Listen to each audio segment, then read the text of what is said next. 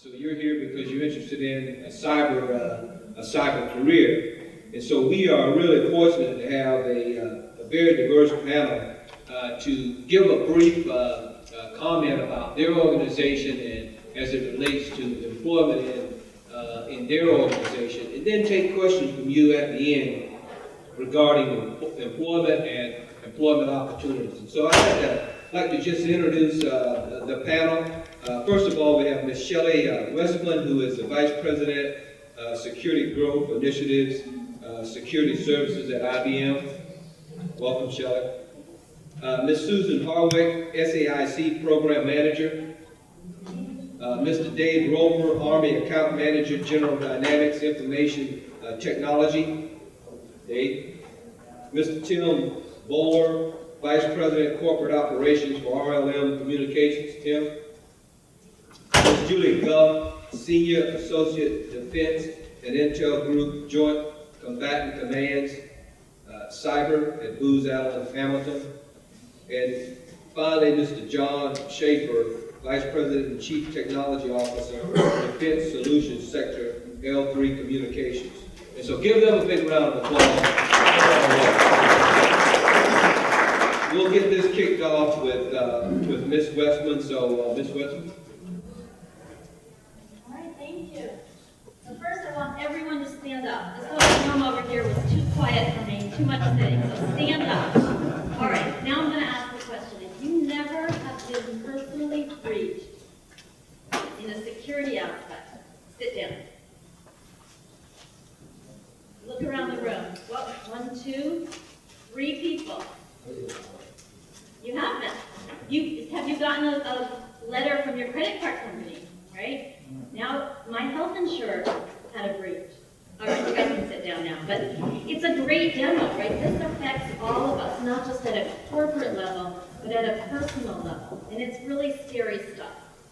But the flip side of that is the employment in the cybersecurity space is very exciting and very interesting. And what I want to start with is the point that it's never too late to get into this space.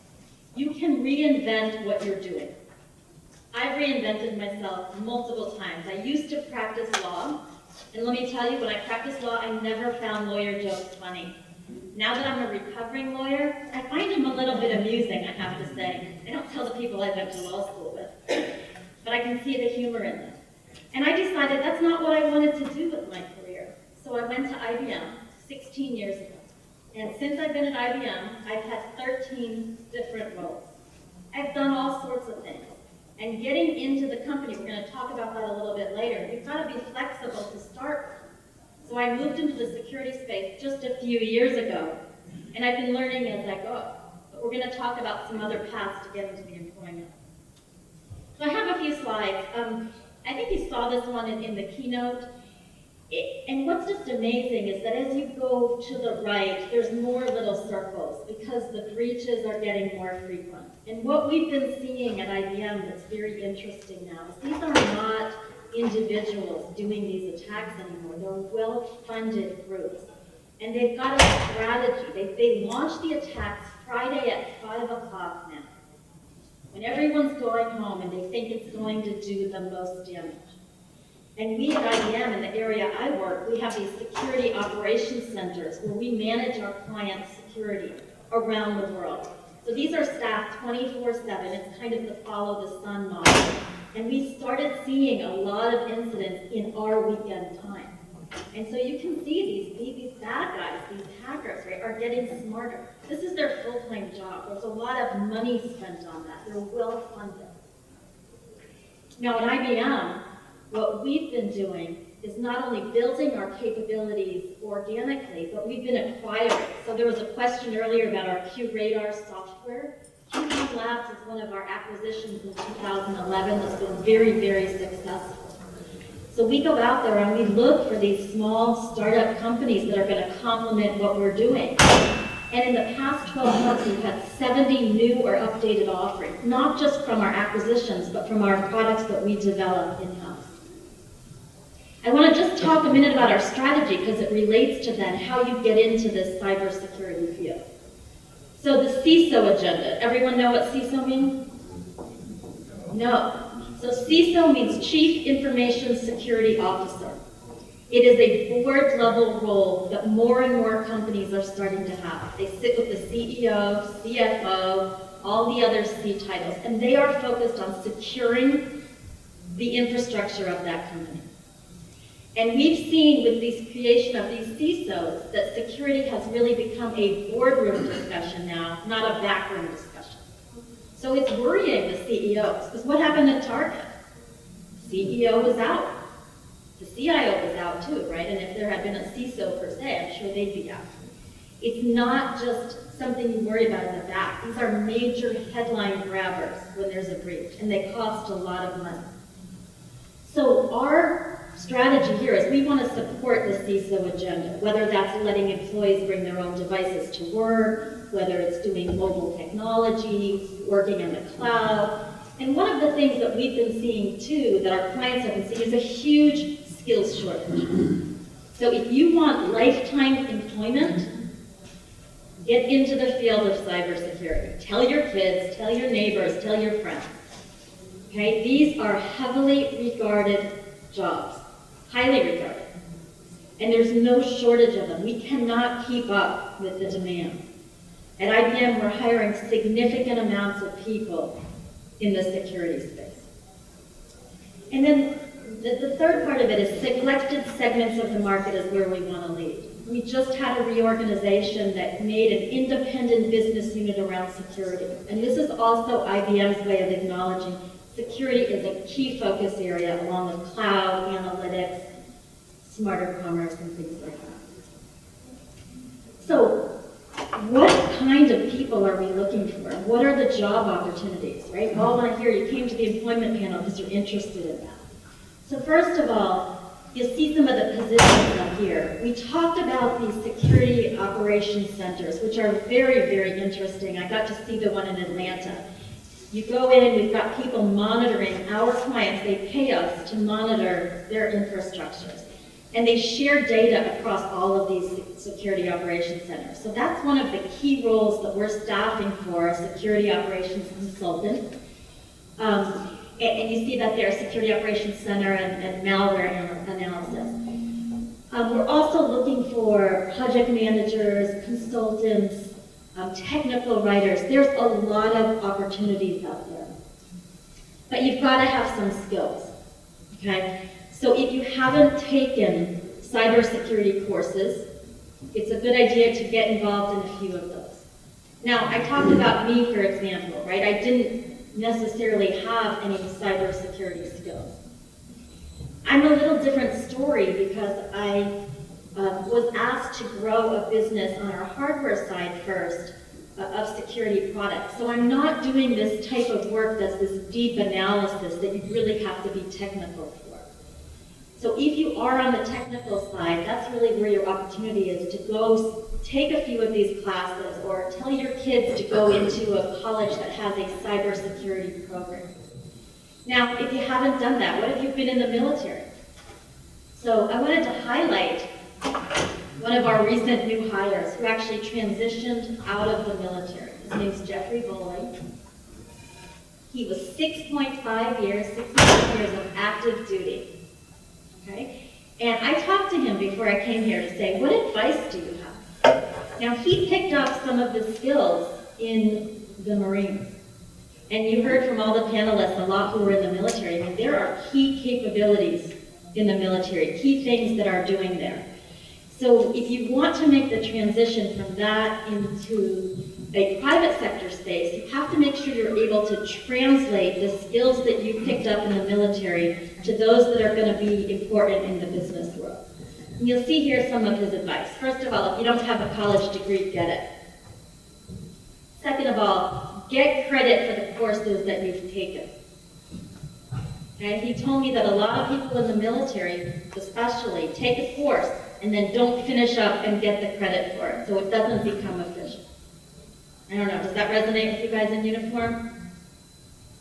Okay, so get the credit, like do that extra step so it's official one day. And we talked already about translating your military skills. But this last one's really important. Be flexible. When you're looking for a new job, you're looking to change roles, The job that you get doesn't mean it's the job that you're going to stay in. So if you wanted to work in a big company, get inside the company in whatever capability you can. Right? I came in a contracts role, negotiating and drafting contracts, which used my legal background. Once you're in there and you build up a network, you're able to move around so much easier than from the outside. So don't think that the job that you take going in is the job you're going to be stuck with forever. You might love it. If not, it's easy to move to something else at a lot of companies. And since we're short on time, I just wanted to wrap up here, and then we can take questions at the end. If you want to find out more about our security practice, we have a huge security practice right now. I put some information here. We've got videos on YouTube. We've got Twitter accounts on here. But you'll see 10,000 clients we protect every day, including 24 of the top 33 banks. And I think the latest statistic is that we're monitoring 15 billion events per day. Mind-boggling numbers. So the security space is not boring, never boring. Right? We're trying to stay one step ahead using all of our advanced research and capabilities to keep our clients safe. So thanks very much for your time, and I'll hand it over to Sue.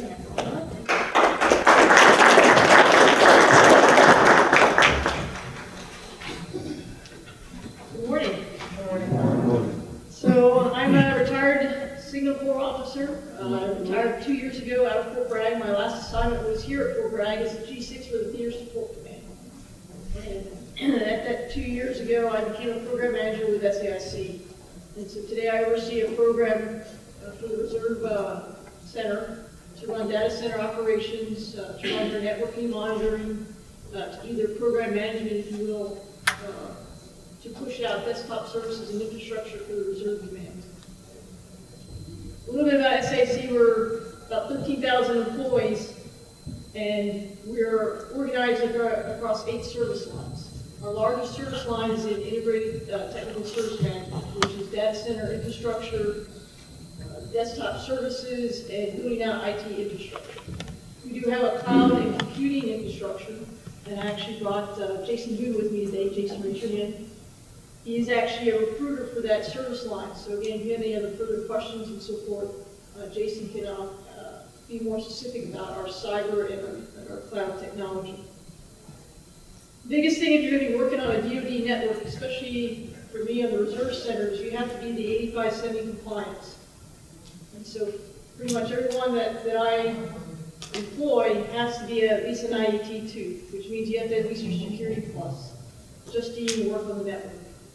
For those that are more advanced, my system administrators actually need the IET3, which is your CISSP. So again, as I started to look at, as I was transitioning out of the military, is how was I going to be successful and what did I want to do? And so with programs like Fayetteville State University, where you can go and get your foundation certifications and at least be a minimum qualified, if you will, to go out and be employment is very attractive, if you will, for employees. The other big thing is security clearances, and that's again why we like to look at military folks that are transitioning out. Almost 3/4 of our employees are cleared professionals.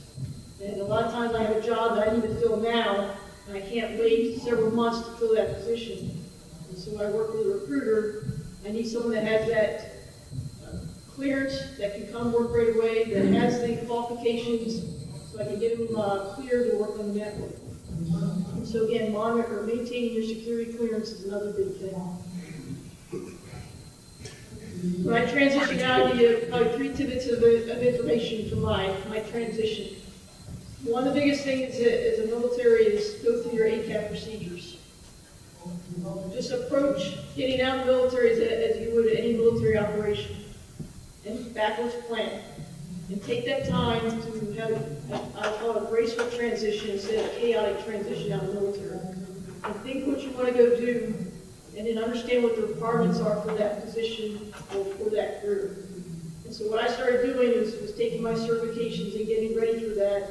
And then I made sure I went to all my ACAP assignments, if you will, and anything that the ACAP provided, so that I thought I was the most prepared and ready to go out into the corporate America. You got to write a resume, you got to do interviewing, negotiate a salary, and those kind of things that you don't have to often do as a military, that you're going to have to do out in the civilian workforce.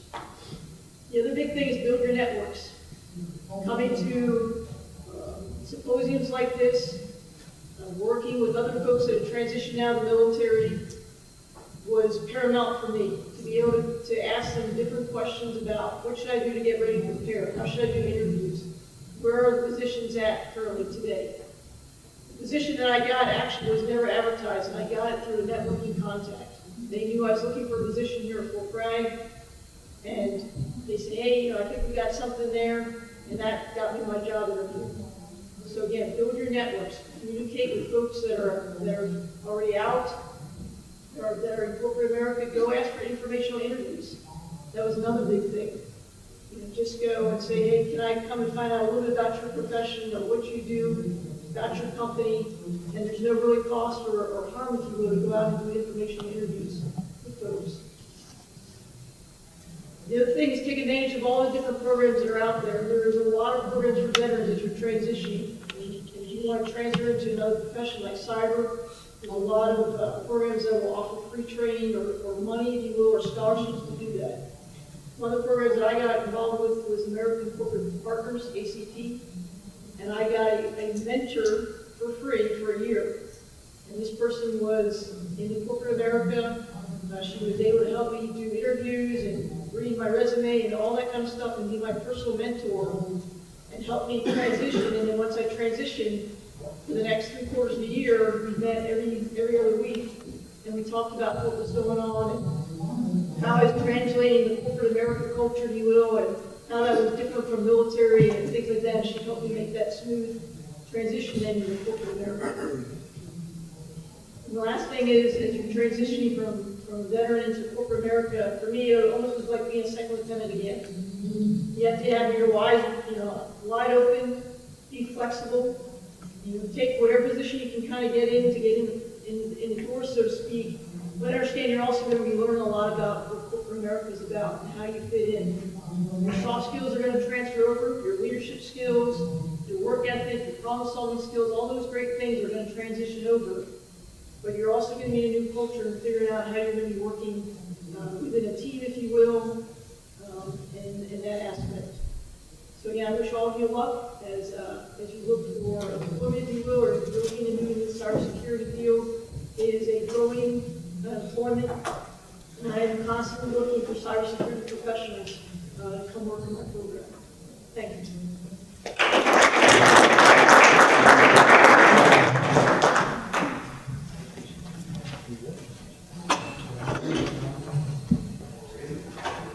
All right, so I'm Dave Roper. Real quick about me, retired Army NCO, 30 years, Intel Ops guy, not an IT guy, but I like you guys because it helps me pass my data. Real quick show of hands, how many of you are active or transitioning military free uniform? You have to raise your hand.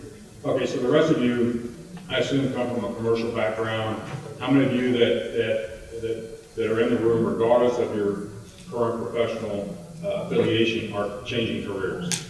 We got a rigor. How many? Just a few actually changing careers. So sitting in the room, earlier today, all the military jargon made sense to about half the people sitting in this room. The rest of it was gibberish, right? And then even for some of you that are changing careers, some of this HBSS, what does that mean, may also be unknown to you. It depends on where you are in your academic education, in your experience. You got to figure out where you are, take stock of where you are and where you want to go. That was some really good advice. Have a vision of where you want to go. I know this is not a transition class, so I'm not going to try to get too far down that road and give you a lot of career advice. But I do want you to know, as an account manager, I do a lot of recruiting for General Dynamics. And my company, General Dynamics Information Technology, we have, of course, this focus.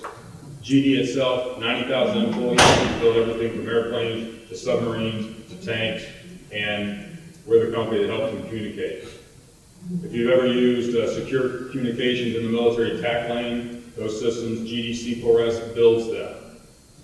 If you've heard of the Samsung Knox, which is a CyberNet Samsung 4S, 5S, S4, S5, get the numbers in the right order, or Samsung Note phone, GC 4S, built that. The fourth group kit in that phone is owned by General Dynamics.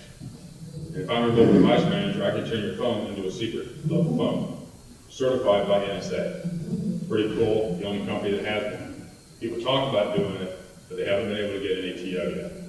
Lots of cool things going on. It's not a recruiting drive necessarily for General Dynamics, but I do want you to know that of all the defense industry partners out there, we all have one common interest, and that's serve our customers. And when you look at a company, and as you get briefings today, you're going to see we have a defense relationship. IBM is probably the most broadly arranged of all the companies at the table, with a high percentage of commercial interest as well. We have some, but we are tightly focused on the defense industry. In the back corner around the outside of the room, sorry, I'm not trying to make you turn around. I set up a real simple recruiting table with a list of positions. Most of those positions you will see require a top secret SCI. Just like earlier briefer said, when I hire somebody, the government expects them to start work tomorrow with a TS SCI. The days of bringing someone on a contingent offer until your clearance is processed, or just kind of hanging on to you, those days are beginning to slip rapidly into the past. So those of you that have an active TS clearance, use it. Use it, keep it active.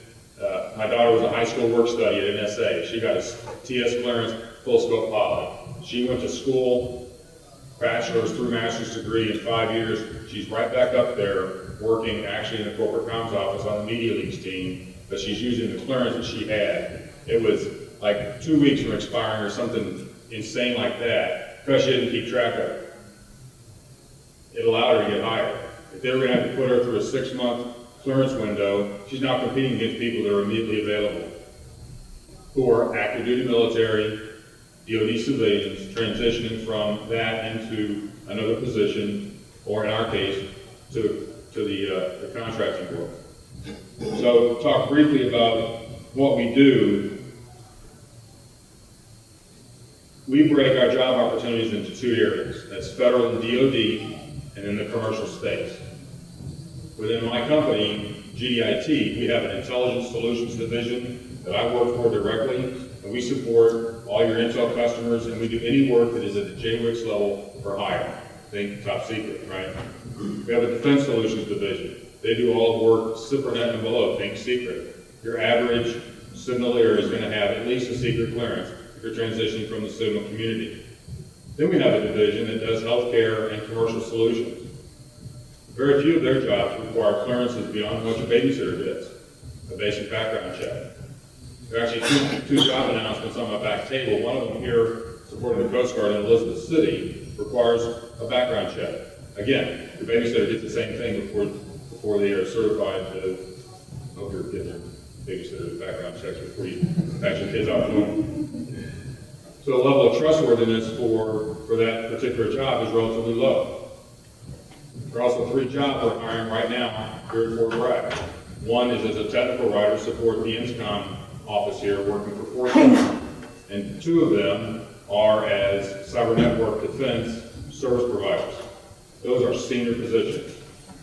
If you're coming out of a transition course, you're learning cybersecurity kind of skills, then you're not going to qualify for that job. Requirement is a bachelor's degree and at least 2 years of experience. Those 2 years of experience can be from your certification program, depending on how you write your resume. But these kind of positions that I'm hiring, these C&D service provider positions, 15 years, active experience. Now, as a signal soldier, and you're now maybe a sergeant first class and you're retiring, or you're a major, or you're a lieutenant colonel, you're easily going to qualify for that with your signal security background. Key is top secret clearance. Now, how do we get a top secret clearance if we don't have one? In the contracting world, I have to be associated to a contract to get a clearance. We've heard several times internships mentioned and getting in at a different level. We also run security operations centers. The FAA has a special secure telephone system that connects all of the, I'm looking at that too, that connects all of their control towers around the U.S. We protect that phone system. Well, that job does not require a high-level security clearance. It just requires a background check. Great way in the door with the company. Those kind of positions, we had one panelist mention her job was not advertised. My job, when I got hired years ago, was not advertised. One of my old colonels that I used to work for said, hey, I heard you were getting out, come and talk to me. The network will likely get you a job. It really will. If not, it will get you advice that you can use. Get a job, get a job, get a job. If you're getting a job doing something that you don't really want to do, got it. At least you're employed. Avoid white space on your resume, get connected in the industry, and begin to network and establish the future that you're going to be able to pursue. You may never get the job you want exactly. It may not happen. Those of you that are in the military transitioning out likely have not always had the job that you wanted to have in the military. But you did what you were told, and you bring all of that discipline to the fight. Right now, within my division alone, I have 122 funded positions. If you walk up to me with a qualified resume today, including a clearance, and are generally willing to travel to DC, because that's where most of the jobs are, I could turn that in to one of my recruiters. I didn't bring one today. They'll actually be down here next week. And you could come in and interview and likely get a job. Funded positions, sitting open, ready to fill. I get paid well, I don't, but my employees, they get paid bonuses when they bring in those qualified resumes, because we need to fill those positions because the customer wants the job done. We need it done by qualified individuals. We heard Target come up. We heard the CIO, the president gets fired. But what about their IT staff? What about their cybersecurity staff? What do you think happened to the number of positions filling cybersecurity requirements from Target? I assume it went up, at least by one. At least by one. Can you imagine, track the news, Sony. Well, about 3 weeks after Sony, I'd call them and say, hey, I'm a cybersecurity guy, and I got what you need. Because there are requirements there. Walmart, a friend of mine is the deputy CIO for Walmart. Walmart has cybersecurity specialists all over the nation. Most of them are down there in the headquarters. Think commercial. It doesn't have to be DoD. Cybersecurity is everywhere. The skills are necessary.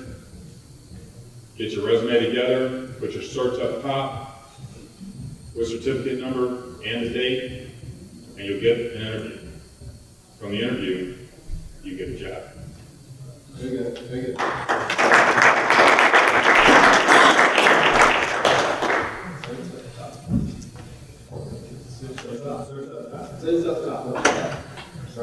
I'm Tim Buller from a small company. As you can see, these are big, huge companies.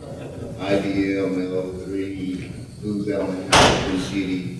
But we're a local company here in Spring Lake, North Carolina, in Fayetteville. Actually, we're one of the fastest growing companies in the country as a small business. And our business is the Department of Defense. That's what we do.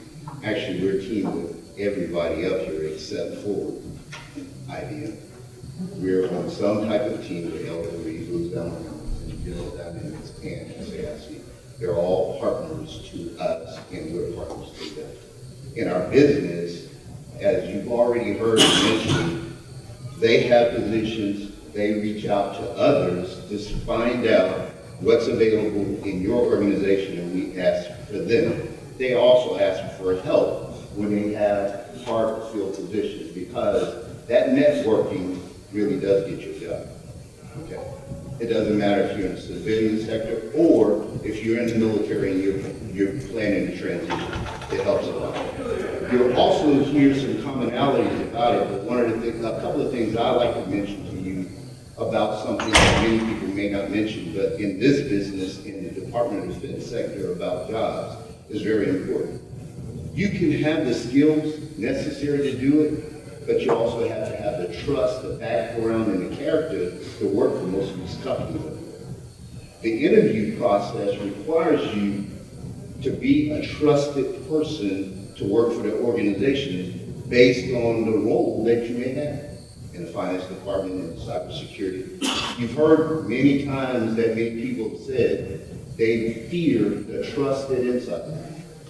That trusted insider is the individual that we're giving the keys to the door. So if you have the keys to the door, it's pretty easy for you to open. All right? So you have to have the necessary character and background and standing that we want to hire. Some of the things that have been mentioned, 8570 is very important, so do your homework. Not only do your homework about the role and responsibility of the job that you're looking for, cybersecurity, IT network administrator, system administrator, so on and so forth.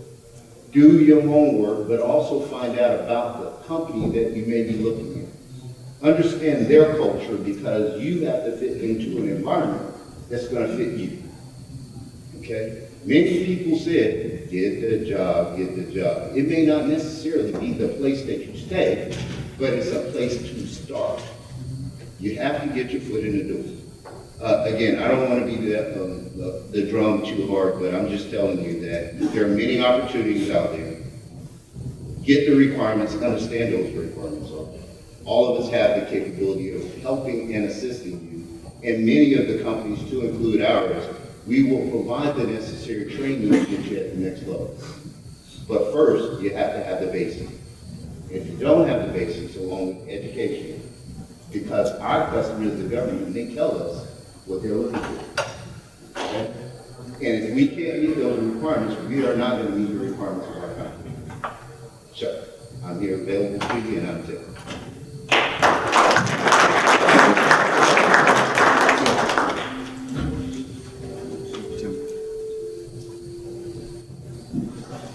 Hi everyone, I'm Julie Roth with Louise Allen, with the defense and intelligence group, specifically supporting the command cyber accounts that we have. My primary focus is on management, so to facilitate threat detection, both internal and external threats. To do that, we leverage big data solutions and analytics on top of data that we collect from across the network, provide alerts to the analysts so that they can adjudicate from there. Mission supported include counter-network defense, counterintelligence, security, and law enforcement as well. So we do have quite a few opportunities in the DC area. As mentioned, a lot of the cyber security positions are in DC and also in Central Maryland in the Fort Meade area. We are looking for a broad range of folks from information security staff, information assurance staff, network engineers. You name it, we're looking for it, and we're having a hard time finding some of these folks. But specifically with experience in some of the big data technologies, Hadoop, and running MapReduce analytics, those kinds of things. So some of those technologies are fairly new. We do also have some opportunities in Chambersburg, Pennsylvania, for anybody that likes to travel, performing technical compliance reviews and travel for that. It's probably about 75 to 100%. So if you guys know of anybody that wants to go all over the world and never seen them, let us know. We're looking for folks that want to do that. As mentioned earlier, definitely with all the DoD contracts that we have, 8570 is a must. We do have some programs within Booz Allen where we'll pay for some of the certifications. So, depending on your background in that, there's ability there to get that once you come on board. Security clearance as well, which was mentioned earlier, is definitely a must. We do have some flexibility as well with that, but you definitely have to be clearable. So kind of watch what you do there. We are looking for experienced staff, entry level. We do have a robust computer science internship program as well, which is how we facilitate getting some of these certifications for folks and some of this training kind of early on. So if you're interested in that, I know if anybody that is, have them reach out. Additional information on that.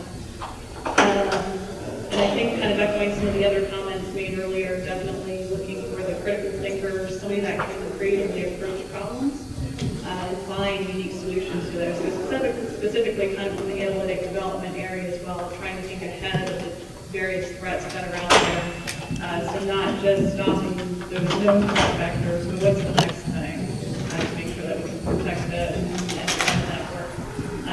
Also Also, team players definitely must. We do follow agile development process, which is oriented on that side of things. So, being able to pick up something if the software developer gets stuck on a particular problem, that kind of thing, he needs somebody else to kind of stand in and take over, either train them, help them facilitate to kind of make sure we're meeting our deadlines and those kinds of things. I think that's pretty much it. Very good. Thank you very much.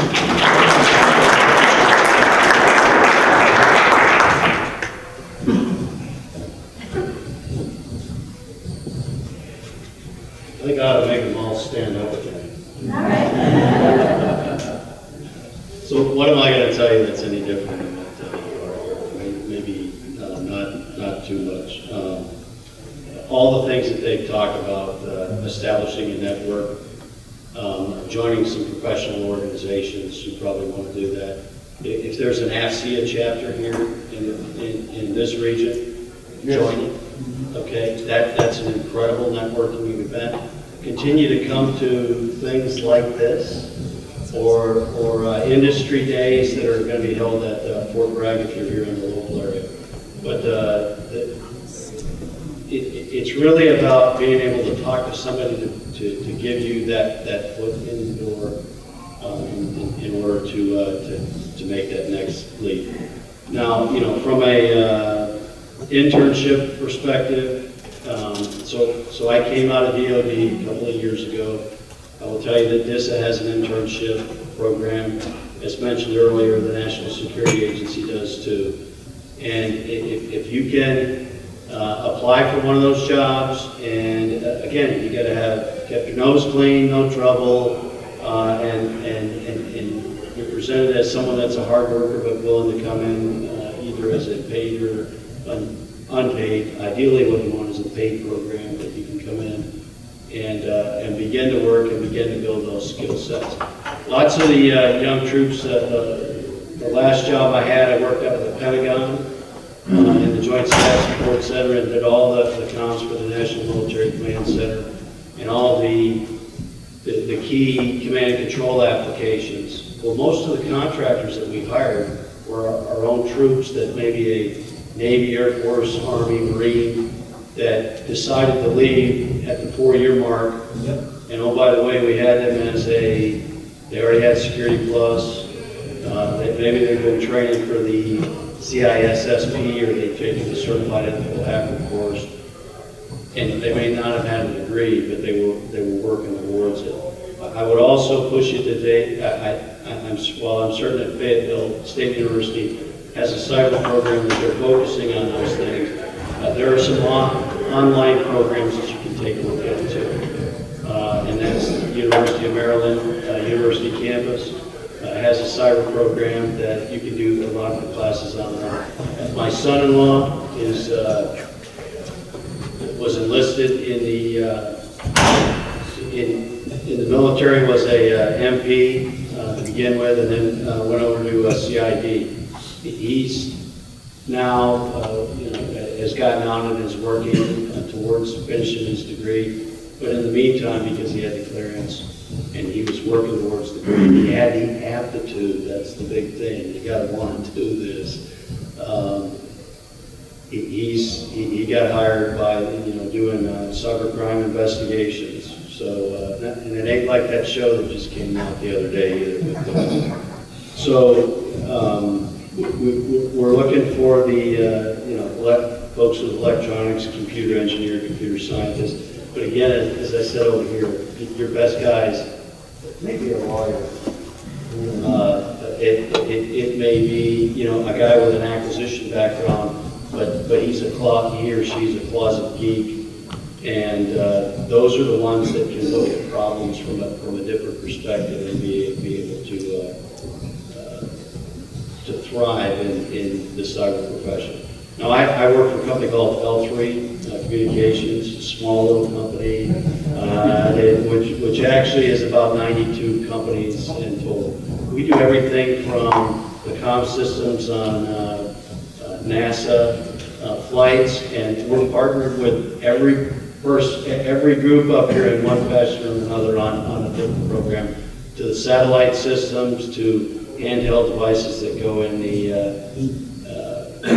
hands of warfighters, to presidential contingency comms, you name it, we're probably involved in it.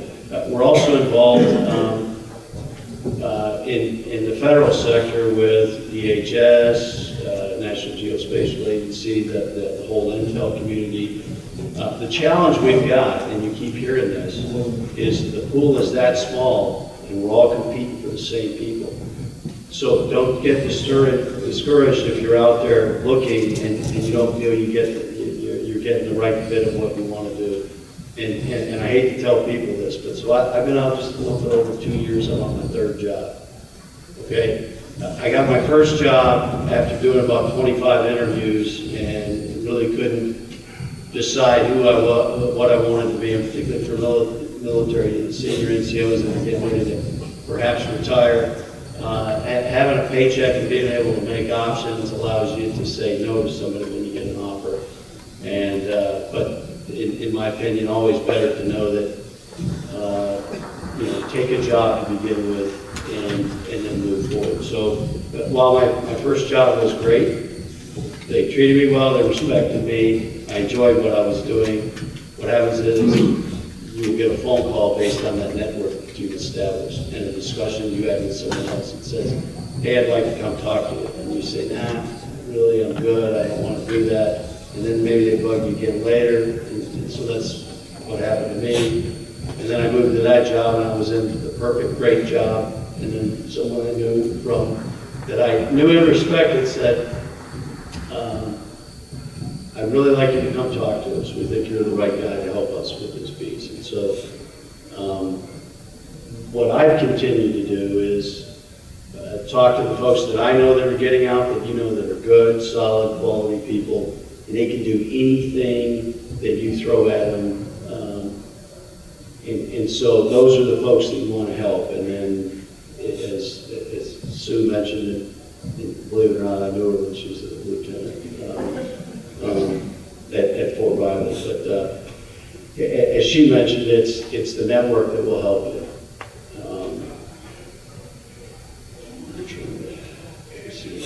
So and online, there's besides NSA and DISA, there's this Pathways program for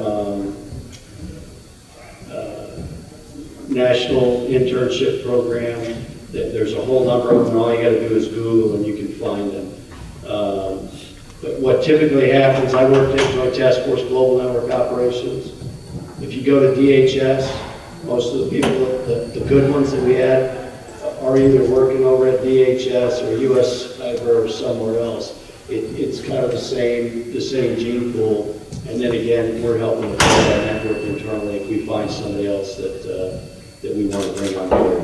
L3, if you want to take a look at their website, just L-3.com, and do a job search. There are a ton of job openings on there. And again, don't get discouraged if perhaps it isn't, that you don't meet all the requirements. Drop your application in anyway. Drop your application at any time. If you want, WashingtonPost.com has a job site on there. Drop your resume in there. Oh, the other one we probably haven't talked about. If you don't have a LinkedIn account, you probably got Facebook and everything else. Get rid of those. Establish a LinkedIn account. Make it look professional. Talk about the things that you did, and you'll be surprised. I average, it used to be about 2 offers a week that someone would contact me and say, hey, we're really interested in talking to you. Here's what the job is. Would you mind talking with us? And most of the times I send a note back saying, thanks, I'm not interested, but here's 3 other people I think that maybe you ought to talk to. Okay. LinkedIn is a great way. As we're looking to recruit, particularly if you've got the keywords in there, we'll do a scan on LinkedIn looking for people, cyber, and the certifications, Security Plus, CISSP, Certified Ethical Hacker. Make sure you got the keywords included in there, and that will certainly help you. Thank you very much. There you go.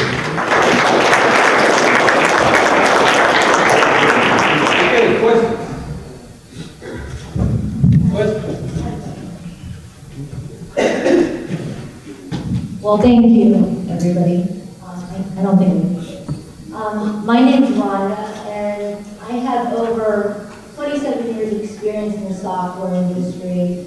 Eventually became CTO and CSO of a Silicon Valley-based software company that made enterprise software, one of which competed with Mass 360 that you guys acquired a couple years ago. During my time in industry, I decided to go back with my PhD in applied computer science and with the thought of going into academia and bringing the real world into the classroom. So I've been in academia for about 2 years, and we have a Bachelor of Science in Information Technology degree that has concentrations in networking, software development, and security. And I'm trying to determine, do we need a cybersecurity degree? What if the student had a BSIT degree, concentrated in security, and then had the certs on top of that? Maybe, would you guys hire someone like that? And then the other question is entry level. You're looking for experience, right? Do you hire any entry level? We're looking for entry level. You are looking for entry level as well? And See, if because I somebody think comes in with a cybersecurity degree is kind of like the hot degree, and when I look at our BSIT degree, or if I look at a computer science degree, I mean, there's a lot of, the fundamentals, the core concepts are there already. That's the challenging thing when you look. That's the. It's like, what do the students, what do I need to give you? What do you want from academia, especially for the entry level? I think that you touched upon it, and to me, that is a cybersecurity degree. It doesn't have to say cybersecurity from University of Maryland or from whoever. Someone with a computer science degree, someone with information technology kind of gets more to the soft side of, but as long as they've got the Security, concentration. yes, and as long as they've got at least the math fundamentals for that. But to me, that's not even entry level. Entry level is the guy that doesn't have the degree, and we're looking for those folks too. And it may be a transitioning military member, but it may be someone that's working in the skill set. It's very tough to take somebody straight out of high school and be able to bring them on board. But again, not saying it's not doable, but maybe they don't get the cyber position to start with. They come in, and then there's a lot of things that the companies will pay for and we offer up training all the time, particularly if they got the aptitude. And it will say, I'm going to send him to this course. He's going to pick up Security Plus, he's going to pick up CISSP, and then I'm going to move him into another position later on. And that we do that all the time too. Kelly, do you have entry level? Yeah, as a matter of fact, we are starting to grow a program around university hiring in the security space. So I'm in charge of that for our side of security services. We have a pretty rich target, and what we're doing is developing a boot camp so that when we hire these individuals, we can get them together for 2.5 days or so, take them through all of our IBM initiatives, and then also build a team. Because what we don't want to do is hire these professionals, put them remote somewhere where nobody's around them and have them have a bad experience. So as we're really starting, we've hired someone in the past in security, but we're, taking it to the exit degree, I guess, for all you math majors here. We've got a very high target this year, and so we're really focusing on developing a program that goes around that. And what our challenge is that we really have to find out roles that someone entry level can do. Because for our very large customers, they don't want someone entry level on our consulting side. We're going out and we're actually billing our clients significant amounts of money, right? They don't want someone who's just learning out there. So what we've done is figure out which roles we can put someone entry level in, have them grow through a rotation program within the security space to get them to that level of expertise. So absolutely, we do hire at the university. Other questions? One more question? What I would recommend to many of you, especially in academia, don't get so stuck on the word cyber. Please don't. And the reason why I say that, I am considered a security professional, a CISSP, CISM, CISO, CRSC, bachelor's degree in information technology and organization with a concentration in security. But the basic premise of what we're trying to do is understanding the background for mobile, cloud computing, whatever. You have to have a baseline. You have to have a basis of the understanding the fix, create, defend what those networks are going to. And today, we're now going through an environment where everything is connected. Okay, so if you don't have a basic understanding of information technology and security, just putting cyber on it isn't going to fix it. Yeah, that's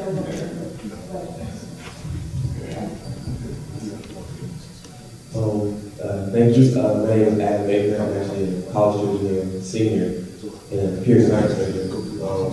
Last year, I was out in Washington.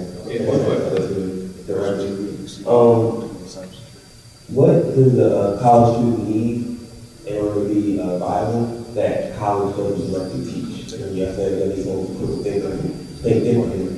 But although college teaches you to think in a certain way, some people kind of born against diverse thinkers, and you can't really taught that. But is there anything else that's like, you can't be taught that you should, you have it, Is there anything that a college student needs that is like taught that is more viable? I think for you to talk about briefly, but this is a team sport. You can have the greatest idea in the world, if you can't communicate it in a clear way, then it's not an idea. It's just a thought in your mind. The majority of the folks who do this, I'm an ISTJ, most of us are introverts, so this is driving me nuts. I'm in a cold sweat right now.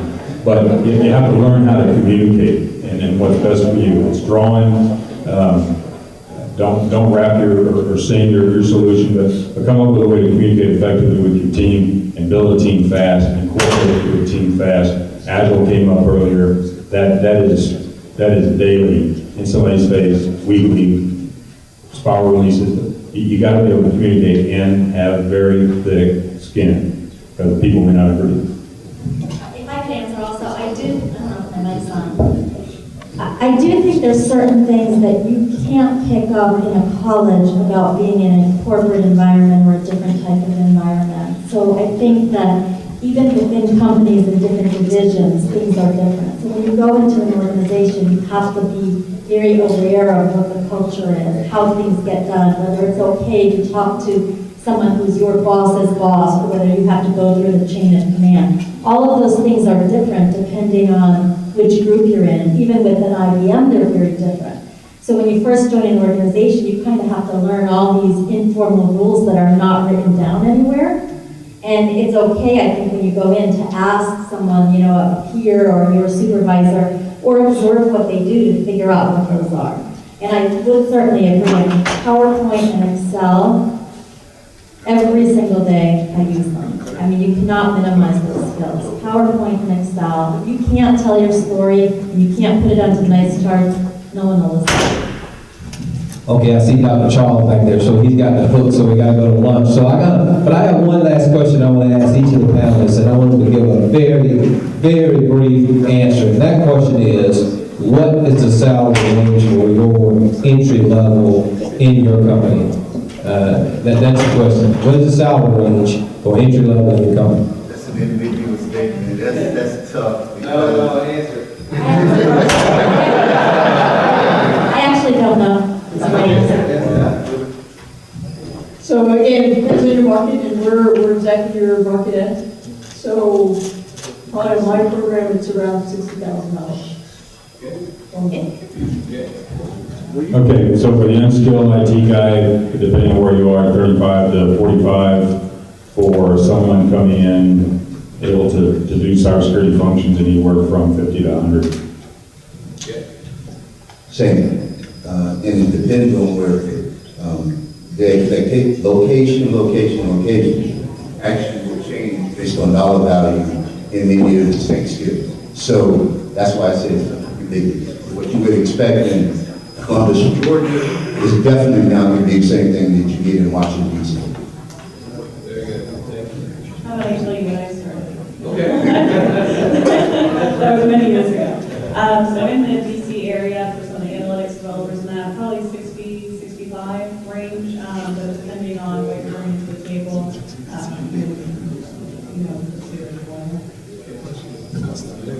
And I would just echo kind of what everyone else said. It really does depend on the area. When my son-in-law got out of the Army, I thought, oh damn, they're going to be moving back in the house with us. And I don't want that. And then he landed a job, and I said, my God, they're paying him a lot of money to do that as a contractor. But again, it was a skills-based thing, and so it really does depend.